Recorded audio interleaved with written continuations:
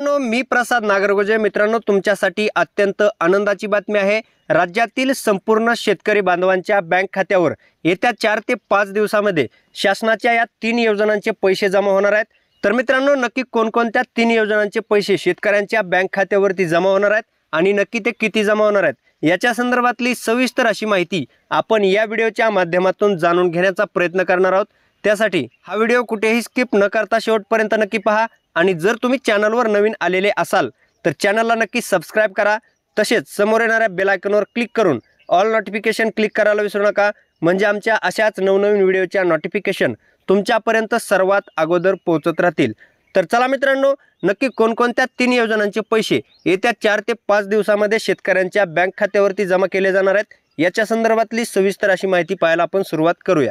तर मित्रांनो, येत्या 4 ते 5 दिवसांमध्ये ज्या योजनांचे पैसे शेतकऱ्यांच्या खात्यावरती जमा होणार आहेत त्यातली पहिली योजना म्हणजे केंद्र शासनाची पीएम किसान सन्मान निधी योजना। मित्रांनो, केंद्र शासनाच्या पीएम किसान सन्मान निधी योजनेचा 18वा हप्ता 5 ऑक्टोबरला शेतकऱ्यांच्या बँक खात्यावरती जमा होणार आहे। म्हणजेच येत्या 2 दिवसांमध्ये शेतकऱ्यांच्या खात्यावरती हे पैसे जमा केले जाणार आहेत। प्रत्येक शेतकऱ्याच्या खात्यावर एकूण 2000 रुपये या योजनेअंतर्गत वितरित केले जाणार आहेत।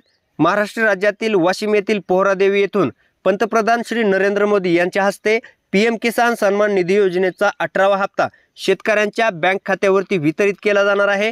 पीएम किसान सन्मान निधी योजनेअंतर्गत राज्यातील जे शेतकरी पात्र आहेत त्या प्रत्येक शेतकऱ्याच्या बँक खात्यावरती दिनांक 5 ऑक्टोबर 2024 रोजी दुपारी 12 वाजता या 2000 रुपयाचं वितरण केलं जाणार आहे।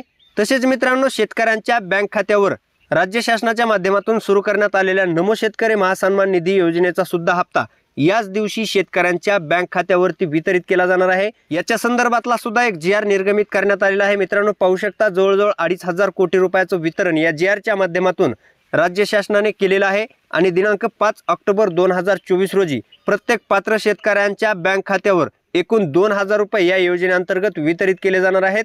तसेच मित्रांनो, या 4 ते 5 दिवसांमध्ये या तिसऱ्या योजनेचे सुद्धा पैसे शेतकऱ्यांच्या बँक खात्यावरती जमा होणार आहेत आणि या योजनेअंतर्गत शेतकऱ्यांच्या खात्यावरती भरपूर पैसे येणार आहेत। ती म्हणजे 2023चा खरीप पीक विमा। मित्रांनो, 2023च्या खरीप पीक विम्याच्या संदर्भात सुद्धा अशा पद्धतीचा एक महत्त्वाचा जीआर काढण्यात आलेला आहे।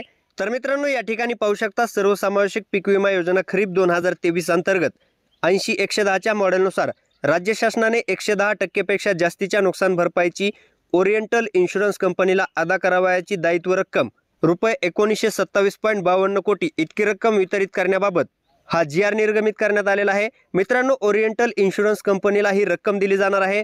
याचाच अर्थ ओरिएंटल इन्शुरन्स कंपनी अंतर्गत जे जिल्हे येतात हे 6 जिल्हे येतात। अहमदनगर, नाशिक, चंद्रपूर, सोलापूर, जळगाव आणि सातारा या 6 जिल्ह्यातील शेतकऱ्यांना हा पीक विमा वाटप केला जाणार आहे आणि तो पण येत्या 4 ते 5 दिवसांमध्ये शेतकऱ्यांच्या बँक खात्यावरती हा पीक विमा वितरित केला जाणार आहे। तर मित्रांनो, अशा पद्धतीने येत्या 4 ते 5 दिवसांमध्ये या 3 योजनांचे पैसे शेतकऱ्यांच्या बँक खात्यावरती वितरित केले जाणार आहेत। तर मित्रांनो, अशा पद्धतीची छोटीशी आणि महत्त्वाची अपडेट होती। जर तुम्हाला मी दिलेली माहिती आवडली असेल तर माझ्या या व्हिडिओला एक लाईक नक्की करा। तसेच तुमच्या जास्तीत जास्त मित्रांपर्यंत हा व्हिडिओ शेअर करायला विसरू नका। धन्यवाद। जय हिंद, जय महाराष्ट्र।